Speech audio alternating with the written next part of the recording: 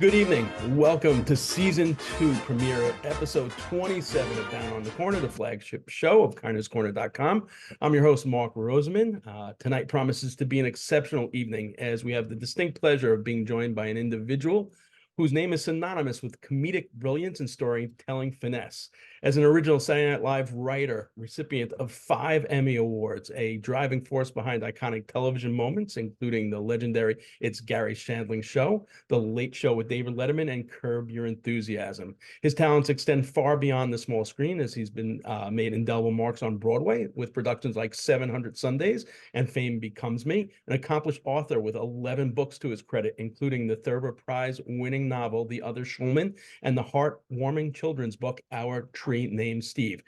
If he was a baseball player, he would be a first ballot Hall of Famer. He's been honored with accolades ranging from honorary doctorates to lifetime achievement awards from the Writers Guild of America East.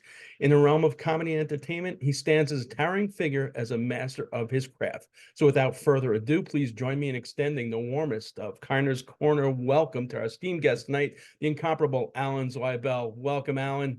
Well, thanks for having me. And after an introduction like that, I can only disappoint. Okay. No way. I doubt Wow. that highly. Thank you. So before we begin our conversation, a quick reminder for those of you new to our Zoom Room show, which you two are not, I will kick off the discussion. At the end, we will turn it over to you. We ask you to use the raise hand function or actually do it old school and actually raise your hand. And as always, make sure you keep your comments in the boundaries of good taste. And let's ensure all questions are respectful and in the spirit of engaging dialogue. So sit back, relax, prepare to be entertained as we embark on this journey with the comedy's finest. Welcome once again to Down on the Corner. Alan, so it's truly an honor to have you with us tonight. Let's start by reflecting on your remarkable career journey. From your beginning as, which was not really your beginning, original Saturday Night Live writer, to your numerous contributions to television, film, literature. You've left, like I said, an indelible mark on the world of entertainment. I had the pleasure of attending a lecture at Borscht Fest this past summer. And for those in the Zoom room who may not know what the Borscht Belt meant to young aspiring comedians, can you try to explain it to them? Yeah, the Catskill Mountains, which is about 90 miles north of New York City, for years, it was the breeding ground of comedy. There were all these big hotels there and that had nightclubs, and there were comedians who performed on those stages. And in the, I would say, late 40s, certainly the 50s and 60s, and maybe a little bit into the 70s, it reigned supreme, especially here on the East Coast.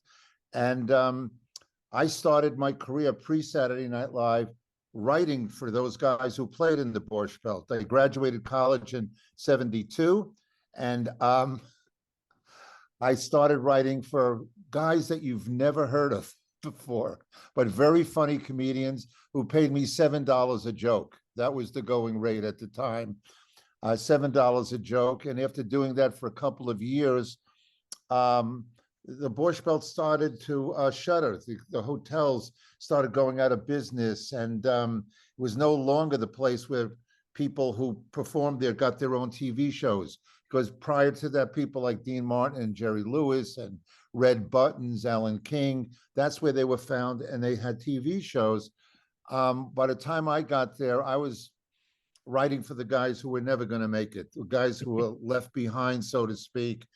And I took my jokes that they wouldn't buy from me. I was 22, they were 45 and 50, and it was like writing for my parents. So I took the jokes they wouldn't buy from me, and I made it into a stand-up comedy act for myself. There were 2 clubs in New York at the time. One was Catch a Rising Star. The other one was called The Improvisation. And I went on stage. That's where my friend Larry David and David Brenner and Robert Klein and Lily Tomlin, Andy Kaufman, that was the era when they were just starting there. And Richard Lewis, who just passed away, my good friend, my plan was to go on stage, deliver my jokes with the hopes that a manager or an agent would like my material and want to represent me to get a job in TV writing. And I got on stage And about 4 months into this, I was the worst comedian you ever saw. I was dreadful. I was dreadful. But one night, a guy named Lorne Michaels came in who was looking for writers and actors for this new show that was going to premiere the following fall. He told me that I was the worst comedian he ever saw, but he liked the material. I gave him more. I gave him a book with 1,100 jokes in it, and he I put all the best ones on the first page.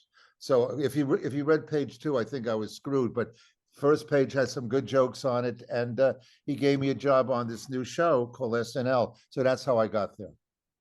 You also shared at that Borscht Fest lecture the first joke you got paid for. It's awesome. Could you tell that the Well, the first first joke I got paid for was for a comedian named Morty Gunty.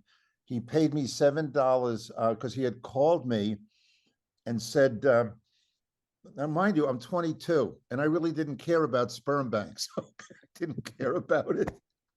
He said, can you give me some sperm bank jokes? So I wrote him a joke saying they have a new thing now called sperm banks, which is just like an ordinary bank, except here, after you make a deposit, you lose interest. Okay, so that got me $7. That broke my novice. I became a professional comedy writer. $7 for that. So what was it that inspired you to pursue comedy and storytelling as your life's work? I think, remember the old Dick Van Dyke Show? I used to watch that when I was a little boy, and I'd look and I'd see this handsome guy, and he's married to Mary Tyler Moore, who was very pretty, and they had a house in New Rochelle. He had a kid named Richie, so there was a family. And at work every day, he lied on a couch and joked around with Buddy and Sally. And I went, I want to do that. Okay, so it was as simple as that. I said, and I sort of, Alan Sherman had a lot of albums back then, okay, where he sang song parodies. And mind you, I was a little boy when Vaughn Meader did the first Family album, but comedy albums, including the 2,000-Year-Old Man, made me laugh. And I just started writing. It wasn't even calculated on my part. I just started writing my own little, what I thought were funny song parodies, things like I was hearing. And when I went to college, I went to Buffalo. So you need a sense of humor to survive 4 years there. And I just started writing. It became a hobby. And Dick Cavett had a show in New York, and The Tonight Show was here in New York. And I just started sending stuff in, and they didn't take my stuff, but it was close enough to what they were saying. So I was in the same ballpark as professional writers. I said, gee, maybe I do have something to offer here. So when I got out of college, and this is after every law school in the United States said, no, you want to be a comedy writer. You don't want to come here. Then I started writing for those guys, and then, like I said, got to SNL. It's amazing. I mean, comedy is just amazing. Just the two names you mentioned, Ali Sherman, right? The second you say that, you start singing in your head Camp Granada and the First Family. Right. Then the First Family, I'm thinking, the Plotnick Diamond. It comes with the Plotnick curse, Mr. Plotnick. Mr. Right. Plotnick, But those, right. So those are the things that, I mean, instantly, it's unbelievable. So I guess because we are a sports show, the KINER'S is a sports website. I guess if we have to draw an analogy to what baseball player you are, it most likely would be Shohei Ohtani, because he's, not only 5 tools, but pitches and hits and plays the, DH. Your body of work is incredibly diverse. It spans television, classics, like we mentioned, Garry Shandling, Broadway productions, best-selling books. Is there a particular genre of all the things you've done that appeals to you most? And is there one project of yours that is the one that you absolutely look back on and say, yeah, that's it? Wow, that's a wonderful question.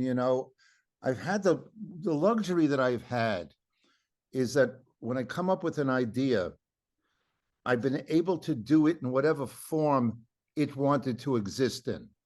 Okay, so I didn't take an idea that should have been a movie and made it into a TV show. I just follow whatever it says to me. Some ideas are just worth 3 pages in the New Yorker. It's just a sprint. I would think that there was a book that I wrote when my writing partner on SNL, Gilda Radner, died, called Bunny Bunny. And it's been made into a play that I made it into a play. And now there's talk with the SNL 50th anniversary coming up of maybe either a limited series on TV or even a feature. So, but that one was written from the heart, so I felt really close with that.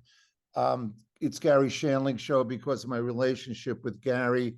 But I would think that in terms of the experience, when my friend Billy Crystal asked me to help him write a one-man Broadway show called 700 Sundays, which was about his family. He was 15 years old, and his dad held down a couple of jobs. Sundays was their day, and to go to a ball game, whatever. And his dad died suddenly when Billy was 15. So he figured out he had roughly 700 Sundays with him, hence the title. I feel really proud of that, not only because it did well, but here was my good friend trusting me with his family, people I never met before, aunts, uncles, and certainly not his dad. I think I met his mom once or twice, but he trusted me with them to put words in their mouths. So that meant an awful lot to me. So that's up there. So shifting gears a bit, let's talk baseball. I was lucky enough to interview you for the book I co-authored with AJ Carter, Love Story, Father, Sons, the National Pastime. Your love for the game came through during that interview. And your first game, as well as your first pre-game stop with your dad, are still one of my favorite stories from the entire writing process. Could you share that with the audience? Well, yes. I grew up on Long Island, and this was pre-Mets. Okay, so the 1961 Yankees were my team, and I think it was everybody's team. Mantle and Maris and Barron and Skowron, and Whitey Ford. So the first game I went to was with my dad. Now, we were kosher, okay? We came from a kosher home. So I went, it was a Friday night, and I went to work with my dad. Maybe there wasn't school. Oh, yeah, I think it was still during a summer break. It was like September 1st, right before Labor Day. So there was still no school. So I went to work with my dad in the city. He made jewelry. And after work, he took me out to dinner before we went to Yankee Stadium. And he took me to a Chinese restaurant and made me swear on my life that I wouldn't tell my mother that I was eating shrimp and pork and whatever the hell they served us in a Chinese restaurant. So if that's the story you were talking about, Mark, yeah, that's exactly what happened. So not only do I know the date of my first baseball game, I know the date of my first egg roll. There were two other moments, and that's the fun part about writing books, because you never know what you're going to stumble upon. And one of them for me was an absolute, for me, a hidden gem. And I've turned on so many people to this, and it's your one act short play called Happy. So guys, and I've mentioned this on the show a number of times, and I'm sure most of you, some of you take my advice and watched it. I'm trying to think. Well, first, I want to know what the inspiration for that project was. And, in baseball, when a batter barrels up a ball and he knows the second it's off the bat, it goes, and he's got that bat flip. When you finish pen to paper, did you have that feeling? Like, did you just want to toss the pen like that's gone?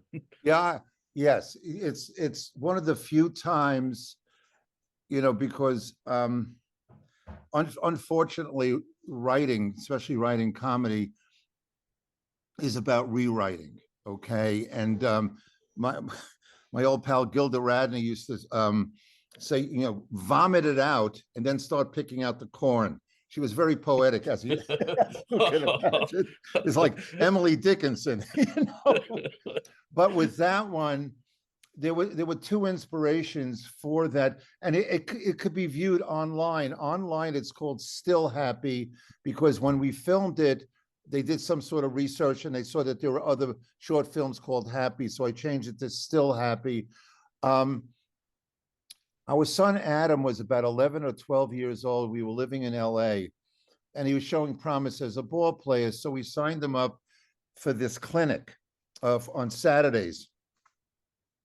I drop him off, and the clinic was run by Al Downing, who used to pitch for the Yankees, right? And I think he also gave up Hank Aaron's home run, the 715th, right? So I drop him off. It's a Saturday, and then I go home, and the mail comes, and I was collecting memorabilia at the time. And there was a place, it maybe still exists, Leland Brothers. Is that still Oh, yeah. memorabilia? So I had ordered a baseball that came that day.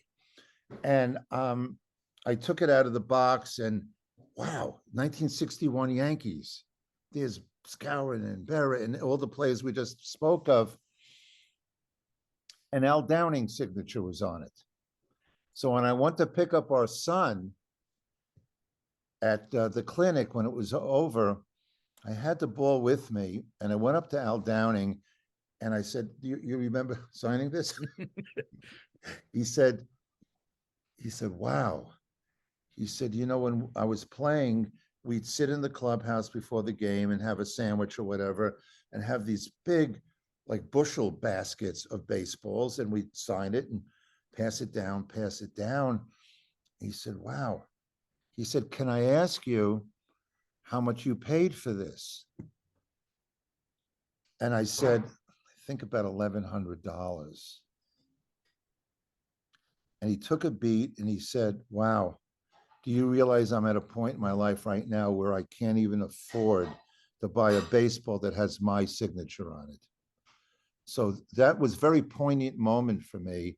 So the idea of a ball and signing it to somebody who is needy, or who once gave somebody great satisfaction, and then he goes back to try to repay him, that came from that. Yeah, it's one of those things where no matter if you had the best relationship with your dad, it still puts a lump in your throat. You know, I love it. The other moment, I'm not even, I don't know if you'll remember this, because I mean, anytime you speak to you, there are lines that are just gold. But there was a moment in that interview that I felt both hysterical and touching at the same time. And like I said, I'm not sure if you can remember it, but it was, you said that you were at a baseball game, and this was when you had no longer going with your dad at this point, you had gone with your friends, but there was a specific moment at a baseball game that you knew you wanted to be a dad. Do you remember that? Yes, I do. Yeah, I was young. I was in my early teens, I think, you know, the age where your mom and dad let you go on the Long Island Railroad with your friends, you know, and go into the, and you don't have to be chaperoned. And so I actually think, let's see, when the Mets came into existence, it was 62, but Shea opened in 64. So it might have been around 14, and it might have been at Shea Stadium. I just remember sitting with my friends, and we got box seats. It was $3.50 for a box seat at the time. Now you got to mortgage your house. You know, God forbid you want a beer. Jesus. Yeah. So I remember sitting there and seeing a father and a son, and there were a few boxes over from us, and I just saw him with the scorecard and instructing his son about how to keep score, and him pointing, you know, to the different players and whatever.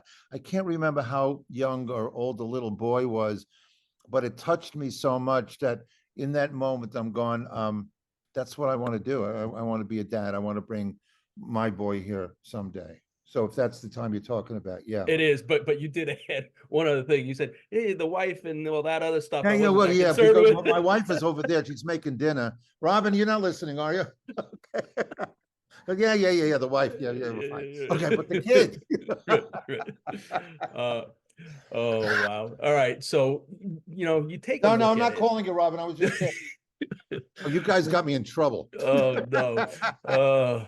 So what is it about baseball that resonates with you? And you look at some of the famous New York baseball fans. You have Billy Crystal, Larry David, Robert Klein, huge Yankee fans, Ray Romano, Kevin James, Jerry Seinfeld, Bill Maher, huge Met fans. What is it about baseball that appears to really appeal to comedians. I think that it's a couple of things. I think I think a lot of it, as far as being a fan is concerned, has to do with people watching. You know, sitting in a stadium and looking around and observing and whatever. I also think that in terms of the game itself, I think it's one of those games that you can hold on to the dream of possibly becoming a ball player a little longer than you can if you're not a big guy.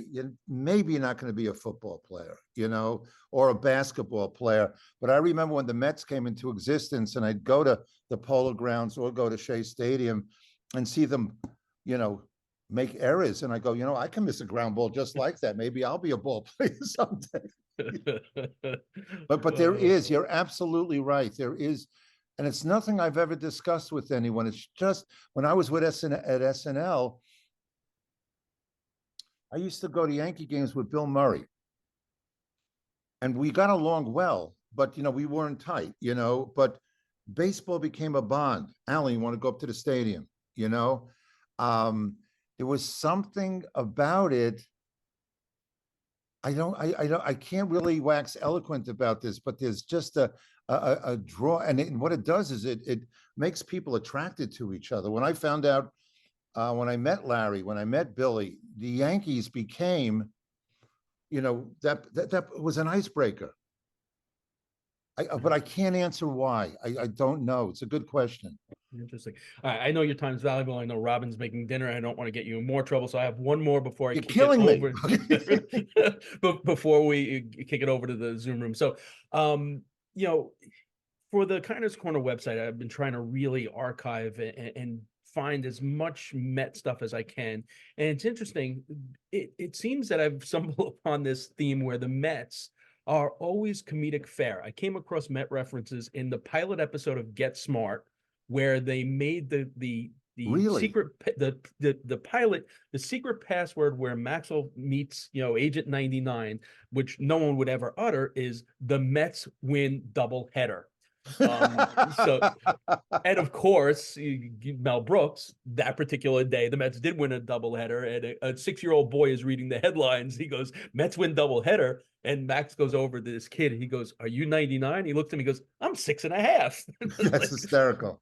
But then I found another one, Jerry Van Dyke, in the pilot of My Mother the Car, is in their used car lot. He's sitting there, and the car starts talking to him. Ann Sothern starts talking to him, and he goes, Mother? He goes, how is that possible? He goes, this is not possible. And she answers, I understand there's a team called the Mets. If that's possible, anything's possible. That's hilarious. I didn't know that either. That's great. Yeah.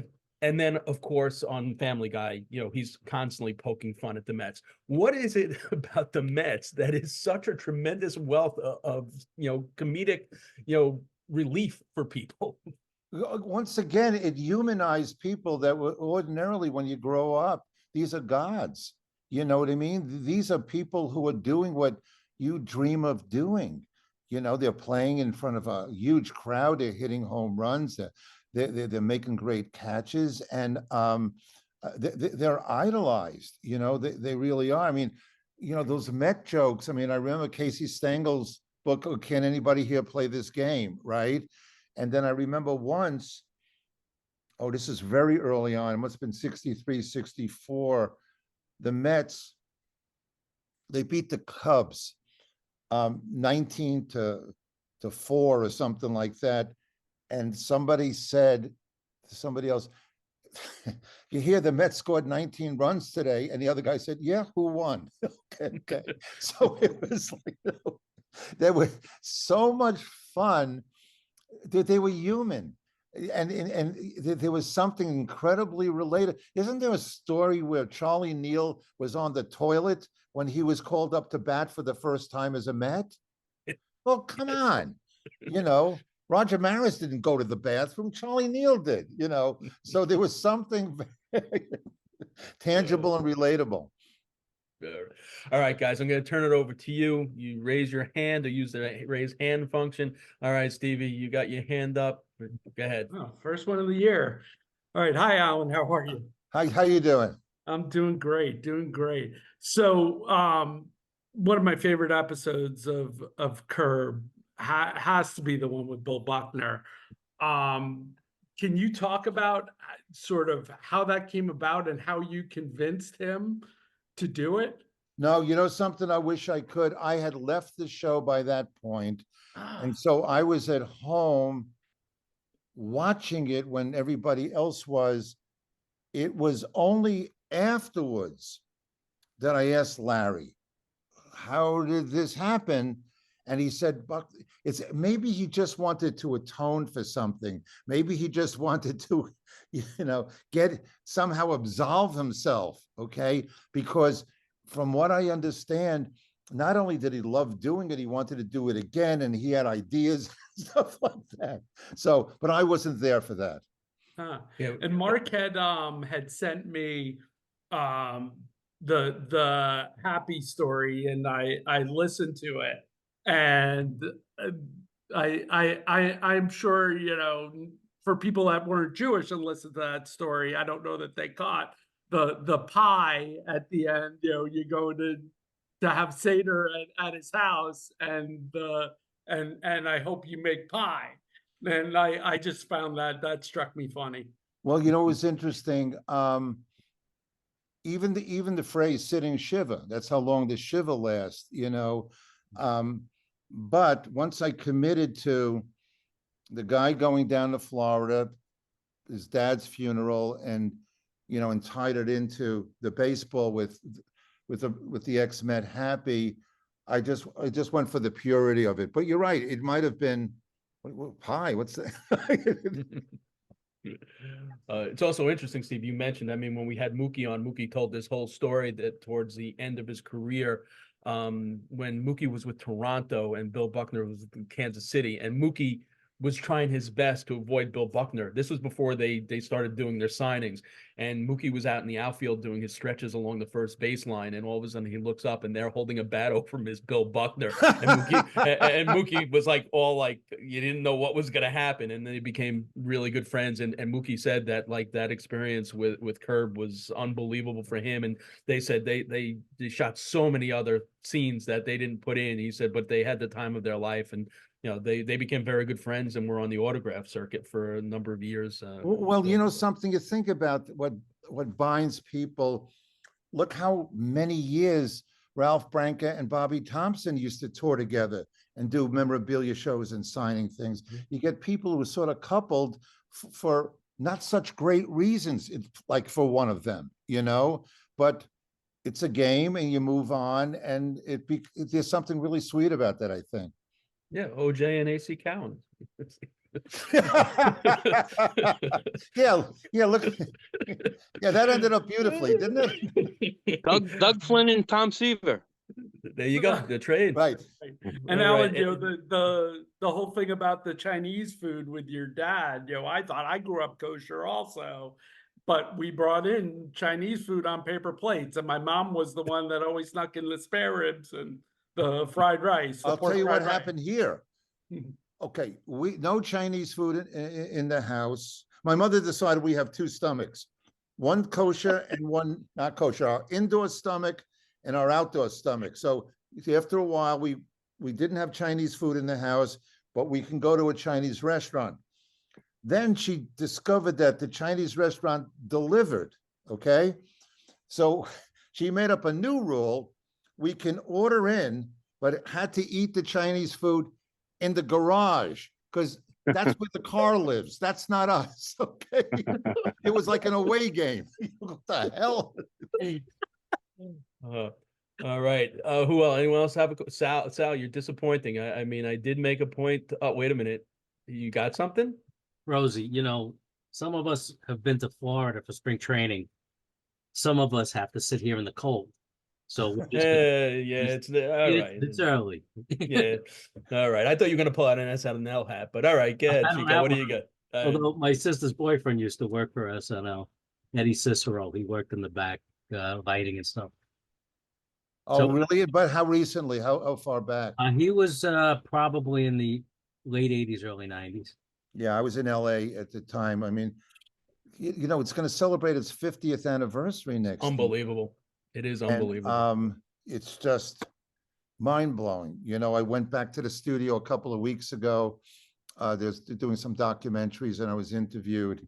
And I've been back for shows, but just to be there, and this was like a regular work day, rehearsal day, and just the flood of memories. I met my wife. She worked on SNL. She was a production assistant. And so when we flew in from LA to go to the 40th anniversary, so it's now close to 10 years ago, just walked in and I'm looking around, and there's Mick Jagger, and there's Paul McCartney, and you know, there's this one and that one. And all I did was I said, look what Lorne did. Look what he did. You know, it's just remarkable. Then I went to the bathroom and I found myself in a tuxedo peeing between Eli and Peyton Manning. Okay. Oh, wow. I'm dressed formally to pee in front of two all-pro quarterbacks. What are the odds of that? But you know what's even more amazing is you go back and you watch the original, all right, the not ready for prime time, and not disparaging SNL today. It's great. There's some really great moments, but you look at how many people they have now as compared to what it started out with. You know, I mean, the fact that Colin Jost and you know, Michael Che only do Weekend Update, where Right. Chevy did you know, the opens, and I mean, that original cast, I mean, like, wow, that's Hall of Fame right there. Every one of them. Well, you It's know, incredible. it was a real mom and pop store. So there were 10 writers, which included Lorne, included Chevy. So there were 10 writers all told. And yeah, now it's got, I look at the crawl and maybe there's 20 writers, maybe more than that. But you also got to look at what television was at the time, because there was no cable. There wasn't even Fox, okay? ABC, NBC, CBS, that was television. So whatever we did at 11:30 on Saturday nights, yeah, we expanded the boundaries, of course, but I think that the shows today have it tougher because there's so many shows that are on. I don't think you're going to out dazzle anybody. I don't think you're going to out shock anybody. I think the mission is to be, look, Bill Maher does really great. And, you know, Jon Stewart's back on Monday nights on The Daily Show, and, you know, Jimmy Kimmel, you know, they do this every night, you know, and this didn't exist back then, you know, what Letterman did and all of that. So television, look, it certainly wasn't in its infancy. That was in the early 50s. But compared to what's available right now with streaming services and everything else, I think that it's a taller order right now for them. I really do. That's how. What was your question? First thing, do you ever take a day off? Because you have the longest link tree I've ever seen of all kinds of great things. Check his website out. You got to see this. It's about 57 items in there. Terrific. Amazing. It is amazing. Well, thank you. No, you know something? I'm just this nervous Jewish guy who wakes up at 5:30 in the morning and starts writing. And I'm not on a TV show right now. I miss the camaraderie. I miss the synergy of somebody saying something and then you building on it, and it becomes something else. So I sit in a room, which is really an unnatural act. Okay, you can get arrested for this. And no, I this is what I do. It's just what I do, you know. And it's terrific. Thank what's you. your favorite show that you worked on? And obviously, I think you answered my second one. Who was your favorite person to work with at SNL? I guess that would be Gilda. Well, Gilda of the regular players, okay. You know, I wrote for Belushi, I wrote the Samurais for him, and I wrote for everybody. But Gilda and I had we made each other laugh. We met on the first day of the show, and so the synergy there was really terrific. As far as somebody who wasn't part of the cast, I loved working with Buck Henry when he used to come in and host the show. Like I said, I wrote the Samurais for Belushi, and Buck was such a great foil where he would come into a deli where there was a samurai swordsman behind the counter making him a corned beef sandwich because the next day was the Super Bowl. And Buck never questioned why there was a samurai yelling and grunting and throwing up tomatoes and slicing it. He just kept on talking, if Franco Harris really, goes off tackle. Like that. There was something about him being so understated that I just really, really liked. Awesome. He's another one of those guys that, as history goes on, I mean, he was also a co-creator with Mel Brooks of Get Smart, right? And he wrote The Graduate. Right. Yes. It's unbelievable. Yeah. Another guy. And the other guy from Caesar Show, Harold Morris, right? Well, Howie Morris. Howie Morris, right? Because he's only kind of known for a generation from like the Andy Griffith Show, but he was a comedic genius, right? You look at that writer's room where they had Carl Rein and Mel Brooks. They had Neil Simon, Woody Allen, Larry Gelbart was the one that they all said that he was the wittiest. He went on to create MASH and do a bunch of Broadway shows, and he wrote movies like Oh God and a couple of others that we all know and love. He was very, very nice to me. I had written a book and I wanted to get a blurb for it, and I hardly knew him, and I called him and I sent him chapters at his request, and he wrote me a really nice blurb.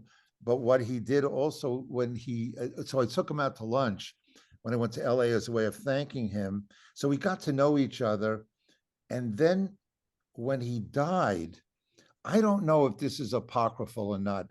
I would tend to think this is true, okay? But I want to find out for sure that on his tombstone, this great writer wrote, "Finally, a plot." Okay, so I just thought that there was something really cool about that. Anyone else in the Zoom room have a question? Yeah, Tony, go ahead. Yeah, hi, Alan. Nice to see you. Hey, Tony, nice to see you too. I grew up on Long Island. I'm 69 years old, and in 1978, Steve Martin's Wild and Crazy Guy album was like 1 or 2 on the pop charts. How was that viewed among like comedians back then in that whole world? I think that anything that Steve back then, from my vantage point, okay, I don't know what it was like in the clubs, in all the different places, but Steve could do nothing wrong back then, whether it was the Wild and Crazy Guy or, at the same time, he's the same guy who danced across the 8H studio floor with Gilda. They did this, it was to the music Dancing in the Dark. It was the most beautiful dance that they made funny. And he was just, he had look, when we first saw him, he was sticking an arrow through his head, right? But there was something funny, then I remember I had written for a Steve Martin special. It aired live on the Wednesday night when the next day was Thanksgiving. So this was of 81, okay? And Steve was really at his height, and just anything he did. So The Elephant Man was a big hit on Broadway at the time. And so we were pitching ideas for sketches for this special. And I remember Steve saying that he wants to do the Elephant Guy. Okay. So I remember Al Franken and I wrote it, but we didn't think of this, but we had this character, the Wild and Crazy Guy, and now he was the Elephant Guy. I remember him performing in the Nassau Coliseum, and he goes out there, he's standing on the stage, this huge thing, and then he goes, "I'm going to do some card tricks." Right. You in the back row, can you see this? Right. There weren't many comedians doing stadium shows. No, you're absolutely right. Carlin did a little bit before that, but you can name them. I remember going out to LA once, and he was at the Hollywood Bowl. Wow, a comedian at the Hollywood Bowl. But he was so damn funny. I remember once at SNL, he must have done it in his act, but this is where I first saw it. He was standing on stage and he said, "Look at my shoes." And I know what you're thinking. Steve's wearing loafers, no laces. And then he started singing Born to Be Wild. Okay. It Unbelievable. was so silly. And it was hilarious. Thanks. You mentioned George Carlin, and for a fan of KINER'S Corner, that is the Holy Grail. George Carlin actually appeared on KINER'S Corner, and it was on the net, and now you can't find it. I don't know. I've actually written to the Carlin estate to see if they have it somehow, but that's I did unearth a Buddy Hackett in 1963 on KINER'S Corner, and it was so disappointing because I love I Buddy would Hackett. bet. Well, Buddy Hackett and Ralph Kiner, you know, that's not exactly Martin and Lewis, you know, but you know, but did you try? It's not even Burns. It's not even Burns and Shriver. No, it's not. Try, but no. Did you try Kelly Carlin, his daughter? No, it is my Holy Grail, so that's my next step. I can send you I'll do that when we get off. I can send you contact info, and you tell her that I said you should get a hold of her. If anybody knows, she does.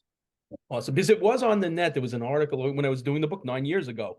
I saw that he was on it. It's like and then every place I went, this link has been taken down. This link has been taken down. So I don't know who's got it or where it is, but all right. I don't want to hold you anymore. I don't want to get you in any more trouble. Last question before we wrap up. But do you have any upcoming projects or endeavors that you'd like to share with our audience? Yeah, I'm writing a screenplay that Barry Levinson is going to direct, and I'm very, very happy about that because he's been an idol of mine forever. I mean, you look at that body of work from Dinah to Rain Man to The Natural. You talk about baseball movies, So there's that, and I got a new novel that I'm handing in this Friday, as a matter of fact, and other things. But those are the two next ones. And Steve, I know Sal, unless you are going to someone's Seder, for This We Left Egypt is a very good companion to the Haggadah. Well, yeah, we did a parody of the Haggadah. Adam Mansbach, if you're not familiar with Dave Barry, Adam Mansbach, and I, am I allowed to tell the title of Adam Mansbach's book on this? Adam Mansbach, if you don't know the name, he wrote a children's book a number of years ago that sold a gazillion copies. And the name of the children's book was Go to Fuck to Sleep. Okay. And if you Google it, go on Amazon. If you read this book, it's the way every parent feels when you have a kid who's in a crib and they're crying and you're dead tired. Go to fuck, and you really want to laugh your ass off. Google the audio version, because it's Samuel L. Jackson. Samuel L. Jackson. And the intonation, you think he's going to beat the shit out of this kid. It's really, so the three of us wrote a parody of the Passover Haggadah. Dave Barry came up with the title, For This We Left Egypt, and it did well enough that we got a second book, the three of us. We wrote a field guide to the Jewish people, who they are, where to find them, what to feed them. And your other book with Dave Barry is awesome also, where you guys alternated chapters with the gorilla and the hell. Yeah, Lunatic was great. We alternated chapters, and we just wrote the screen. Somebody optioned the book for a movie, so who knows? So we just handed it. Oh, wow. Yeah. Awesome. All right. Totally appreciate your time. Oh, this was my pleasure. Hope to see you guys again soon. Mark, I'll get you Kelly's info. Thanks. Nice spending time with all of you. You too. All right. Thanks so much. Thanks, Alan. All right. Bye. The great Alan Zweibel, guys. You can hang. We can talk a little Met baseball before everyone goes. It was good, great stuff from Alan, as always. Awesome. I expected no less from him. He's just always a joy to speak to. For those of you guys that are watching on Facebook, I don't know what it's going to take you to get in the Zoom room. I see there are people watching on Facebook, whatever. We are, and for those people that will be watching this on replay, I really appreciate the growing support we've been getting on the Facebook page. It's really great, and it's become a really nice community, and I'm looking forward to a good season. Listen, there are a lot of people in a lot of these other Facebook groups that, are screaming and yelling and ranting, and this team sucks, blah, blah, blah, blah. Listen, do I think they're odds-on favorite to win the division? No. Do I think they're odds-on favorites to win the wild card? No. Do I think they can get a wild card? Absolutely. I think if they get pitching, their lineup is solid. The people that are all over Vientos, people don't realize he's got, some of the highest exit velo on the entire team. He's got 4 home runs in spring training. His fielding has gotten much better. Everyone that wants JD Davis or JD Martinez, not for me. Listen, if this is that year where you're not going all in, you got to see what Vientos and Batty have. Let them play, let them get their at-bats. And if they're not good, then you need to go out and get a third baseman. Okay. But this is the year. This is the year where you let them get tons of at-bats. And I think out of the two, I like Vientos. I like what I saw the week I was down in spring training. I think that his fielding is real. I think the work he put in with Lindor, people are also like trashing him for his quote about him having a chip on his shoulder. I think that's a great quote. I think, he knows that he underperformed last year, and he wants to come in with this chip to show everyone that the player he is. What else? I think Harrison the key for me, and I wrote this while I was down in Port St. Lucie, is we always decry the Met pitching injuries, that's the thing that derails us. I'm convinced that Starling Marte's injury last year is what really derailed us. He is the linchpin to that lineup. He makes things happen. He's perfect in that 2-hole. He gives protection to Nimmo, when Nimmo leads off. If Nimmo makes out and Marte gets on, if he was healthy, he would be able to steal. He looks so... Last year when we did that show from Port St. Lucie, I said something doesn't look right about Marte. I said it right then in spring training. This year he looks right. He does look right. He's happy. I spoke to him at length, and he says playing winter ball, alleviated all of his fears. That first time pushing off to steal a base was huge for him, he said, in winter ball. I think they have some, listen, I'll be honest with you. Do I know enough about the former pitchers on the Brewers that we didn't know, when Stearns was there, that actually performed well? We have a whole bunch of those type guys on this team that are unknowns to us. They're not the high. Listen, we don't have Verlander. We don't have Scherzer. We don't have DeGrom. We don't have that anymore. But that doesn't mean we're not going to compete. There are plenty of teams that all of a sudden, you take a look back in the day with the Cleveland Indians, but no one really knew Cookie Carrasco. People didn't know Trevor Bauer. People didn't know, Clevenger at the time, when those guys started to excel.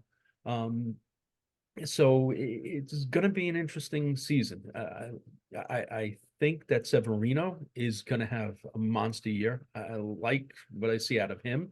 Quintana, what you're going to get from him. Minaya, they're all serviceable pitchers, and the bullpen is much better. Now Diaz is back, so your back end is fine. Drew Smith, he's a wild card for me. Drew Smith needs to be the Drew Smith of 2 years ago. And evidently he said that he changed his mechanics last year. He went back to when he was successful. Hopefully that's going to be something. Ottavino still worries me. Still worried about much because he's not in the closer role. That's right. In the game, he just has to get you there. I agree that, but here's the thing: if he's your bridge and it's a 2-run lead, if he walks a batter, that batter is automatically in scoring position. He still has difficulty holding on runners. That's a problem. That is a huge problem. And that worries me. But he was overused last year. So I think maybe a lot of the base runners he let on base was because of fatigue towards the end of the season. So if used judiciously and in the right positions, you're right. And they do have they do have numbers there in the pen. So I think yeah, maybe with Alvarez catching full time too, that'll make a difference for him to be able to hold on runners. right, because he also Alvarez does the back pick too, so these guys have to be a little leery. All right, so here we got to address the elephant in the room, and that's Pete Alonso. You know, I would have liked them to have signed a long-term extension with Pete prior to the season, but in the same respect, he did have a down year last year. Still had the power numbers, but sub 220, batting average is nothing to give millions of dollars to. Again, they don't have they do have a power hitting first baseman, but he's at the Cyclones now. But if he goes out and has a monster year, that kind of precludes you. And listen, I'm not a big Soto guy anyway. I know everyone would rather have Soto than Pete. I think I'd rather have Pete than Soto, especially given our youth with Gilbert and Acuna. Nimmo is under contract, so you have outfielders. So I know Soto's a generational player, but Pete's our only home run threat. I don't know. I don't know where the numbers are gonna fall out for Pete, but it's interesting also. Even if Pete has a monster, you take a look at the guys that are out on the market, and the free agent market is slowed. The fact that all these pitchers are still out there, there's a ton of pitchers still out there. JD Martinez is still out there. There's guys out there that aren't being signed right away, and I think that's because the Mets used to drive the market. The Mets were the guys that bid against themselves. I mean, they jumped at everybody for 2 years under Epler.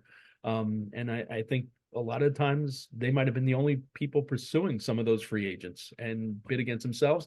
So I'm not so opposed to the stand back and wait. And if let's say JD Martinez is still out there a month and a half into the season and Vientos or Batty aren't cutting it, yeah, then you can pick him up.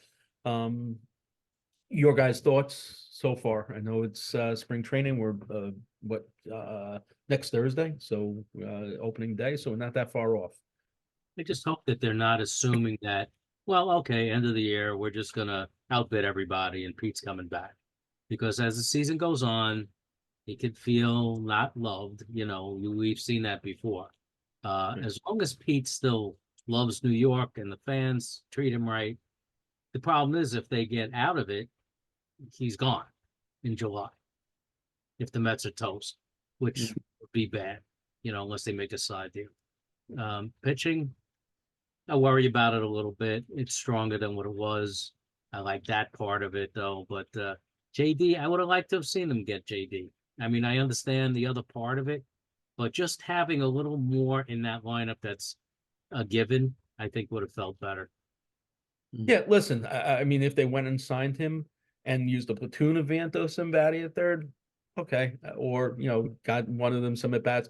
Listen, I either way would have been fine. I just don't think it was a necessity, and I agree with you. The problem with Pete is, you're right, come July, but in the same respect, you didn't have that issue. Well, you did actually, because they were out of contention when Nimmo was same situation. And I think I don't know if they will trade Pete, because I think if they do have sights on him being re-signed, if they trade him, then they'll never re-sign him. Right. So that will be interesting. That's the headache you run. But listen, the Yankees were able to navigate it with Judge, and he went out and had his greatest year ever. So let's see what Pete does. Yeah. Stevie, any thoughts before we go? The lineup, you look at 2022 versus 2023, obviously there were the rule changes, but I mean, overall, 2023 was just a down year for most of the guys in that lineup. So to me, law of averages tells you that it's got to be better this year, just based on that. But I don't know. What are your thoughts? Well, I think there's another thing, and I did bring this up a number of times to the guys, and I didn't expect them to say any different, but I think having Eric Chavez back as the hitting coach cannot be overlooked. Yeah. I did ask that last year, like the adjustment to a new hitting coach. And they both said, well, they're both on the same page, they're both the same staff. But I think Xavi has a great relationship with these players. That's one of the reasons why I was a big champion for him to be maybe the manager. I'm glad he's still on staff. I think that's going to be a big difference. You're right. Pete's not going to hit 220. McNeil's not going to hit 45 points below his, career average. Marte is going to be in there full time. Lindor is going to be Lindor. I agree with you. And a full season of Alvarez, you're going to get a lot of home runs out of him. You're probably not going to get average, but listen, third base was just between, at the beginning of the year with Escobar just having his struggles. But then again, you did get big numbers out of Tommy Pham, who's still a free agent, right? I don't think anyone signed him this week, did they? Yeah, it's unbelievable. But that just also shows you what type of guy he is in the clubhouse. That's like Dodgers screwed up everybody, creating a market that was so artificial. Really, that contract should not have been allowed. It's just ridiculous. 68 million a year after 10. Where are the Dodgers going to be then? Who's going to own them? Right, because now nobody wants to give Snell or Montgomery those ridiculous. Well, they think that, well, I deserve that. Right. Yeah. Their sides are off the chart. And you know what? We've seen it. You can pay everyone everything. It doesn't guarantee wins. We know that firsthand. So it's gonna that's why baseball is great. You never know. But what you said, Steve, is when you said law of averages, to me, the law of averages has to eventually come, it's got to catch up with the Braves and the Phillies at some point. At some point, guys on their team are going to have down years, but it just has to. So this could be the year.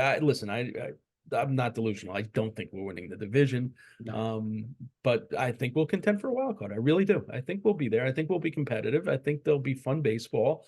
And, sometimes with lower expectations, it's more fun if they exceed those expectations. So I know I'm always the optimist, but you got to love baseball. This is why we do it, right? This is it, guys. Next Wednesday, season preview show. Have a great night, guys. Take Thanks. care. Good to see you. Bye-bye. You Bye. got it. Bye. Bye.